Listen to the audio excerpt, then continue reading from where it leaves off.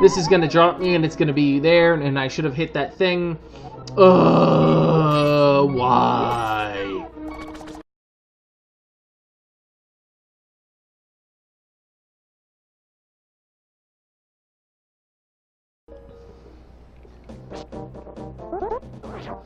Welcome to another episode of Games Done Slow and Bad, where we play games slowly and most often badly. That's about it for today. Let's jump right back into A Link to the Past. In the last episode, we tackled the Palace of Darkness. In the next episode, we're going to head down to the south. We're going to go get ourselves a Hookshot. Why is that exciting? Well, the Hookshot's awesome. It's one of my favorite items in the game. It's one of my favorite items in any Zelda game, for that matter. I also do enjoy the Magic Hammer, but it's one of those things where Magic Hammer has exactly one purpose, knocking down pegs and inflicting slightly higher DPS on enemies. Come on. Someone good into my hammer. This isn't working. There we go. So, what's neat about this next dungeon? Well, this next dungeon actually maintains a link with the light world, with the overworld. Now, you might be saying, what do you mean? Well, in this next dungeon, we're actually going to have to influence the overworld in order to open our way into this dungeon. Hey, look, it's a guy. What do you have to say? Take some rupees, but don't tell anyone I gave them to you. Keep it between us, okay? Yeah, sure. For that many rupees, I'll keep it a secret. We will be making another trip off camera to the fairy cave where we donate these rupees, because I am almost super maxed. I know no one wants to see me running into that fairy fountain over and over and over again, but it needs to be done. You do hard cap in this game at 999 rupees. 999 rupees is the maximum you can have, so there's no point in maintaining a stock above 999. You're just wasting your time. Okay. Whoop! Alright. So, this is the dam. And in the dam, when you first enter, there's this area up here. Let me switch to something I won't waste. And there's this area right here. Over here you can see that there's this little mouth thing, but there's no water here, and I can't reach that, which is unfortunate. What does Sassafras have to say? Lonk, it is I, Sassafras. Objects exist simultaneously in both worlds with similar shapes. If the form of a thing changes, it will affect the shape of its twin in the other world. So this is a really cool concept. If you change something in the light world, it should change in the dark world, and vice versa. So here's the thing. This is an awesome concept that obviously took up too much space on the cartridge to do twice, because this is the only time where this is really a thing. You can see what they were going for, because the ability to manipulate something in one world and have it flow to the other is amazing. Right? It means if I blow up a wall in one world, or if I blow up a cliff face in another world, it should affect the opposite world. Unfortunately, that's not the case. This is the one time when we pull that dam lever, the lever of the dam, not a dam lever, it drains the water out here. That's cool, right?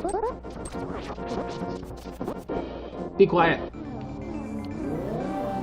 Now when I come back here, the water is drained here, which is pretty nifty. That's a neat little trick. It's just unfortunate that it's only used once. Now we can proceed. Alright, most of this level is not overly difficult if you're not a freaking noob. I'm kind of a freaking noob. And it's been a few days since I've recorded. I try to record these in very small batches in case anyone has feedback in the video. However, it's been a couple of days, and I'm just getting my feet back underneath using this D-pad.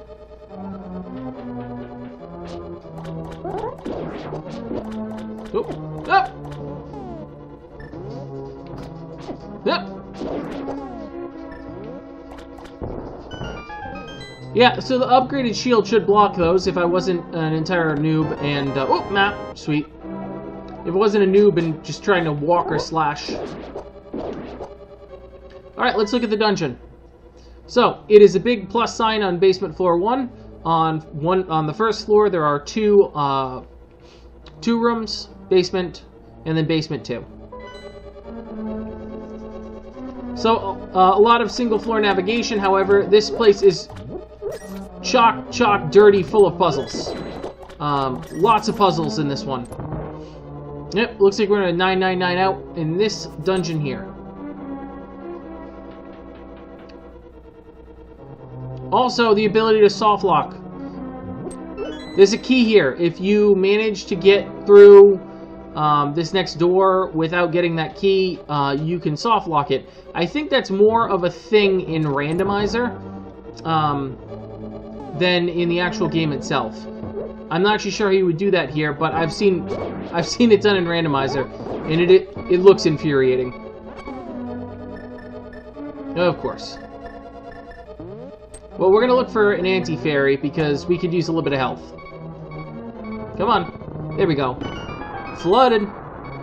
So, now that we're in the Dark World, we're going to see a lot more of these bombable dungeon walls. You can check them by tapping on them, or you can cheat and take a look at your map and see if it has a door. If you can actually see a door frame, pretty good chance it is a bombable wall.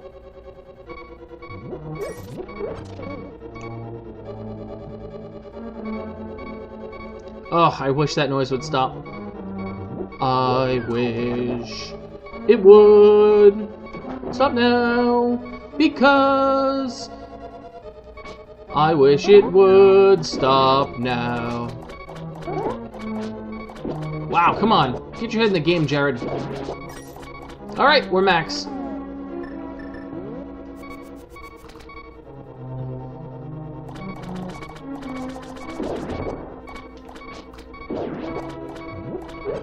Oh, come on. I just need one more heart.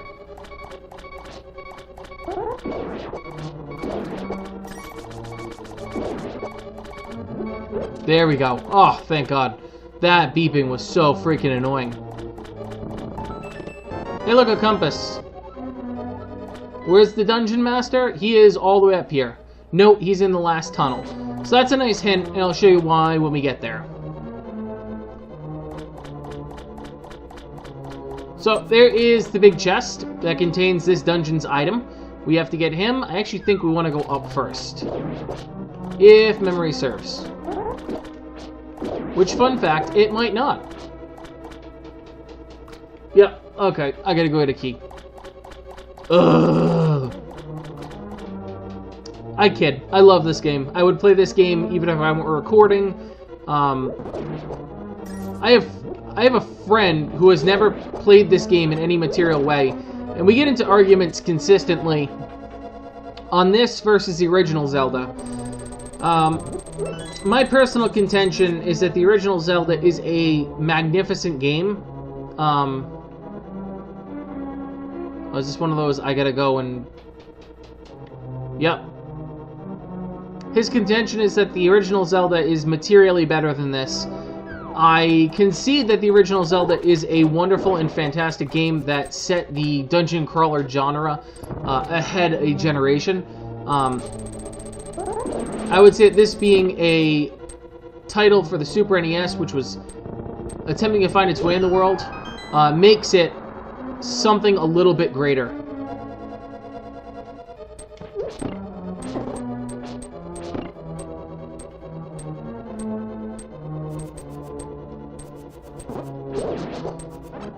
It is a damn shame that the game engine that fuels this was only really used here.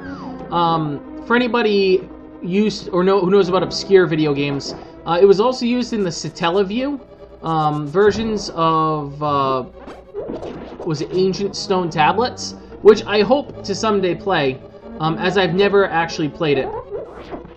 Obviously, there are some ROMs out today of people who have lovingly restored the game to its a playable state. I won't say its original glory because there was voice acting and a lot of things that you just can't have without the sort of Satellaview satellite gaming system. And for those of you unfamiliar with what that is, I cannot recommend strongly enough going and taking a look online to find out more about it. Because it is truly a fascinating piece of hardware.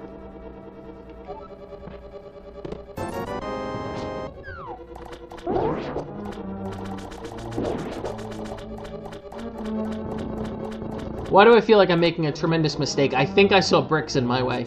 If I did, I'm going to cry. I'm going to weep openly on camera.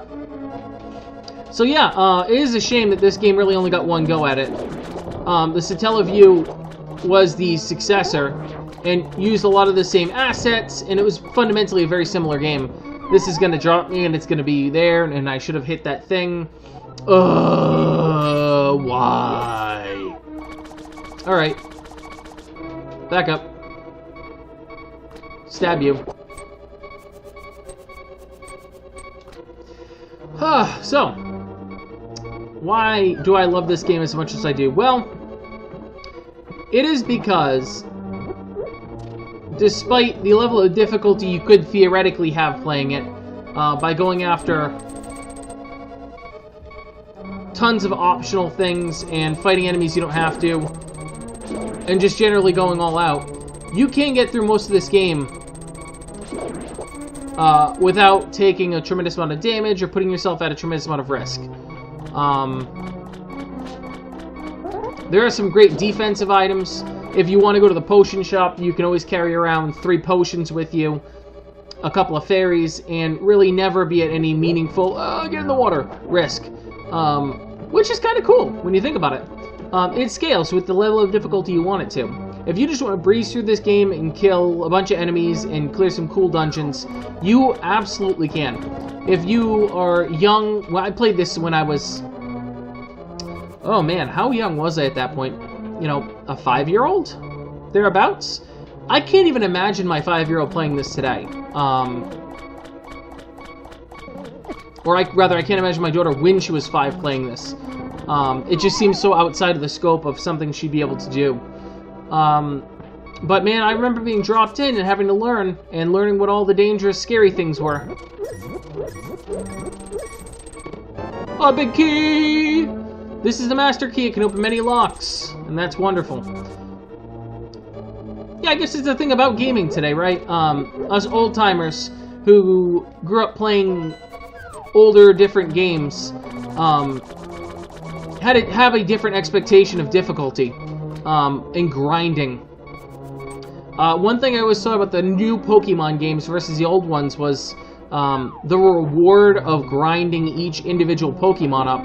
And it seems like with the addition of all of the different features that they add over time and the speed at which you blow through the game, they seem to have gotten away from that to some extent.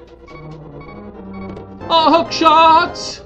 Boing! This is a hookshot. It extends and contracts, and boing! It can grapple many things. Now, I don't consider this a boing noise. I consider that significantly better a noise than boing. If their original intent was to make this thing go boing, I am so happy that they went with this mechanical clicking chain thing. Because that is so much more satisfying. Yep. Womp womp. Game over. Save and continue. That's not going to be the first time, folks. I am willy-nilly playing this while speaking to you, and if you yourself stream or put anything online, you understand that that is incredibly difficult when you, when you're doing it. But hey, big news. This is going to get posted afterwards, but we have reached 100 videos. And I have to say, I'm relatively happy with the progression of the channel. A couple of subscribers, welcome aboard if you are a subscriber. If you're not a subscriber, consider subscribing. If you enjoy this, I'm going to keep at it. I enjoy this. This is things I would be doing in my free time regardless, so I might as well do them while talking to you. And I'd love to hear from you guys what you'd like to see. I played a very particular variety of games in my youth, but I would definitely love to try some stuff that was important to you. With the addition of the series I've just launched, the best game you've ever played, I'm hoping to show you some of the stuff that I'm cognizant of that maybe you never played. And maybe it spurs you to try and play it yourself. Go get some hardware. Oh, this nuisance. Okay. Maybe you want to do it, and that's cool. I'd be excited to hear from you if it has. The games I have picked out are games that I'm intentionally trying to keep obscure. Things that I wasn't aware of except for my brother being, you know, an obscure game fan. Because he really was. And a lot of how I know about certain games is in... come on! Oh, is it that I need to hit that button and then walk across? That makes sense.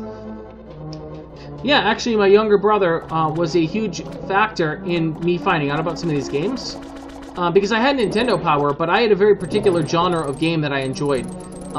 It was generally this dungeon scroller, sword shield, or RPG type deal. And it generally wasn't a whole bunch of obscure anime-type games. So when he tells me about some of this stuff that's definitely flavored a little bit more towards his liking, I used to either pick it up if he bought a copy or buy a copy myself. And he definitely found some gems along the way. I mean, there were some stinkers, too. There was some stuff that, oof, I would not want to show you because I hated every minute of playing it. But there was some stuff that was real good. You're not going to see his games like this, right? This is, hands down, one of the most popular titles on the system. You'll see more obscure stuff. And I hope that's fun. This is going to be rupees, isn't it? Yep, which I don't need.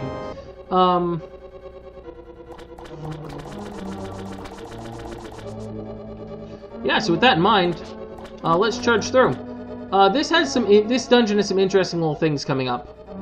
Little bits that I can appreciate because they speak to something I've spoken about before, and that was games not being a joke.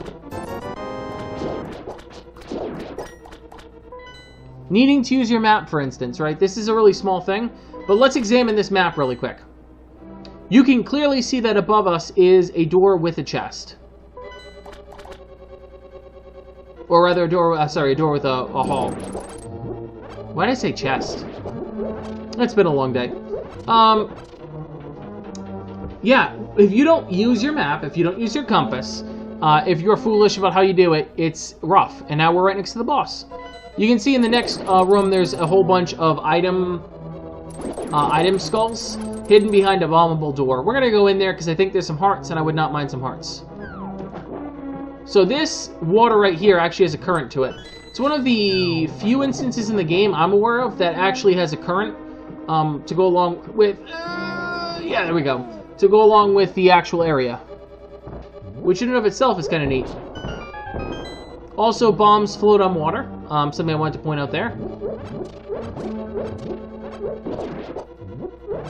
Of course, I'm not going to get sword beams. That's fine.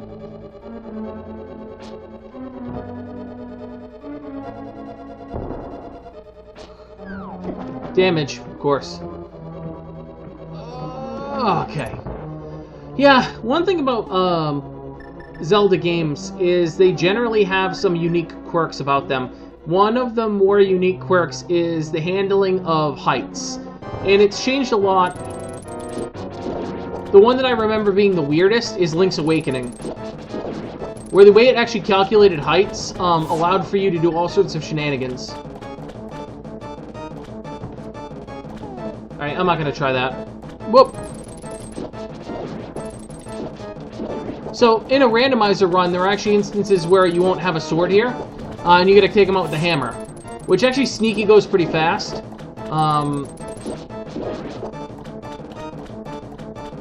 Issue being that you have to menu so much. I am really not good at menuing. It's one of the reasons why I don't participate in that community. because I cannot menu effectively. I forget where item positions are. I grab the wrong item because I'm like, I need a hammer. Nope, I need a hookshot. Alright, big scary eye with 3 hearts. Go! Come on, give me him. Alright, let him go. Wah! There we go. Okay.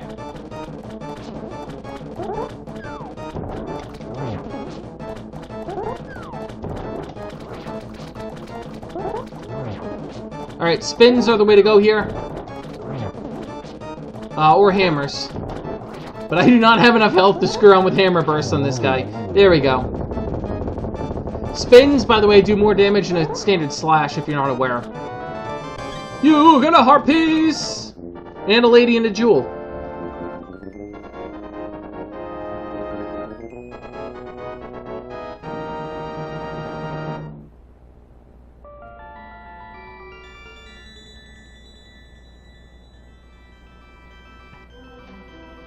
And look, another lady and a jewel. Blanc, because of you, I can escape from the clutches of the evil monsters. Thank you. The Triforce will grant the wishes of whomever touches it, as long as that person lives. So murder them and rip it from their body. That is why it was hidden in the Golden Land. Only a secret few knew of its location. Obviously too many, but at some point that knowledge was lost. The person who rediscovered the Golden Land was Ganondorf, the evil thief. Luckily, he couldn't figure out how to return to the Light World. Well, remember that you have magical powers, which only the hero can make the most of. There are some other magical warping points like the one you saw on Death Mountain. By using them, you can go between the 2 worlds and find the evils hidden in the Dark World. You are the only one who can destroy Ganondorf, the thief. No, Ganon, the evil king of darkness. Do you understand? No. May the way of the hero lead to the Triforce. Yeah! And just like that, we're done another episode. As I outro, I'm going to walk over to this lake of sadness and repeatedly throwing rupees in a pond. Hey everyone, thank you for watching. As always, I appreciate anyone watching the channel, because frankly, I know that there are so many other things you could be doing, that I have a really deep respect for you, you know, tuning in. I appreciate it, and thank you very much. Woo! Thank you, everyone. And as I attempt to go get a heart piece off this sneaky ledge over here, I want to say, have a good night.